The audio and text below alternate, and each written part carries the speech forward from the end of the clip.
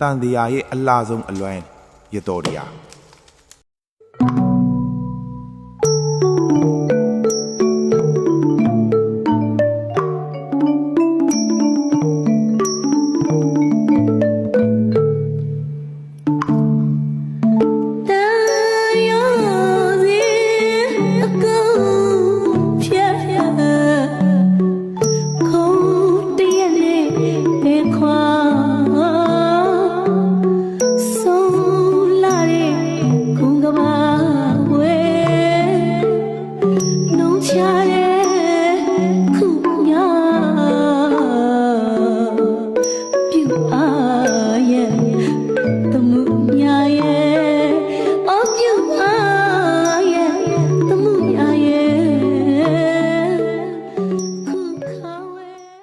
ချစ်ချင်းမေတ္တာဆိုတာကိုလူတိုင်းပြောတတ်ကြပြီမိသစ္စာတရားရဲ့အနက်အဓိပ္ပာယ်ကိုတော့အမျိုးသမီးတယောက်ပဲတက်တည်ပြခဲ့ပူပါတယ်သူကတော့ဗတ္တကဘာရဲ့အလှဆုံးအလွမ်းရှင်ရတော်တရားပါပဲခုခေတ်မိန်းကလေးတွေကိုချစ်သူကိုချစ်တယ်လို့ပြောနေကြတာတွေဟာရတော်တရားရဲ့အခြေပြားတောင်မမီနိုင်ပါဘူးဘာလို့လဲဆိုတော့ရတော်တရားရဲ့အချစ်ဟာစွန့်လွတ်ခြင်းကိုတောင်အပြုံးနဲ့လဲလှယ်ခဲ့ရလို့ပါတော်ထွန်မဲ့ညမှာတိတ်တထမင်းသားရတော်ရယာနဲ့တာတော်ရာဟုလာကိုလာကြည့်တဲ့အချိန်ရတော်ရယာဟာအိပ်ပျော်နေတာမဟုတ်ပါဘူးချစ်လွန်းလို့အနှောင့်အယှက်မဖြစ်စေချင်လို့ရင်ထဲကသွေးစိမ်းရှင်းရှင်းထွက်နေတဲ့ဝေဒနာကိုအန်းကျိတ်ပြီးအိတ်ချင်အောင်စောင့်နေခဲ့တာပါအရှင်သွားပါတော့လောကကြီးကိုကယ်တင်ဖို့သွားပါတော့လို့စိတ်ထဲကခွင့်ပြုခဲ့တဲ့ဇနီးသည်ရဲ့နှလုံးသားဟာဘလောက်တောင်ကြေကွဲဖို့ကောင်းလိုက်တယ်လေနှစ်ပေါင်းများစွာကြာပြီးတဲ့နောက်ဖျားအဖြစ်နဲ့နန်းတွင်းဖို့ပြန်ကြွလာချိန်မှာ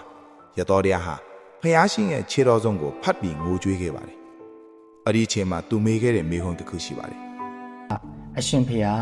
အရှင်ဖျားနဲ့တပည့်တော်မကဘယ်တော့မှပြန်မစုံနိုင်တော့ဘူးလားဖျားတဲ့။အဲ့ဒီမေးခွန်းလေးကိုဖျားရှင်ဖြေကြားလိုက်တဲ့အချိန်မှာတကယ်ကိုမှဝမ်းနည်းကြည်ကွဲရတယ်ပေါ့နော်။အဲ့ဒါက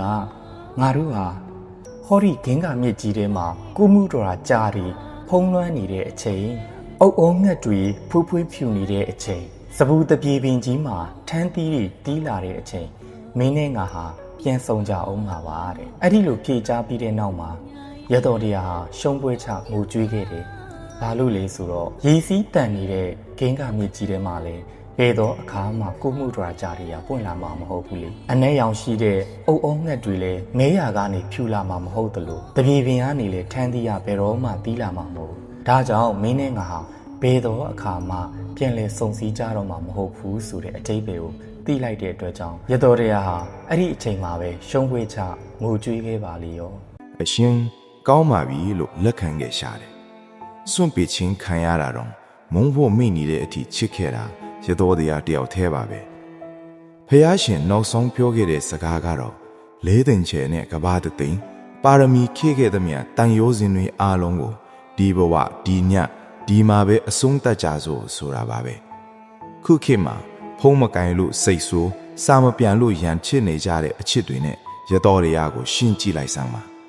ရတော်တရားဟာတန်တရားတကွိမှာချစ်သူနောက်ကိုအရေးပမာလိုက်ပါရင်နောက်ဆုံးမှာတော့ချစ်ချင်းမေတ္တာကိုတရားအဖြစ်ပြောင်းလဲပြီးငြိမ်းချမ်းစွာညီကုန်းချုပ်သွားခဲ့ပါတယ်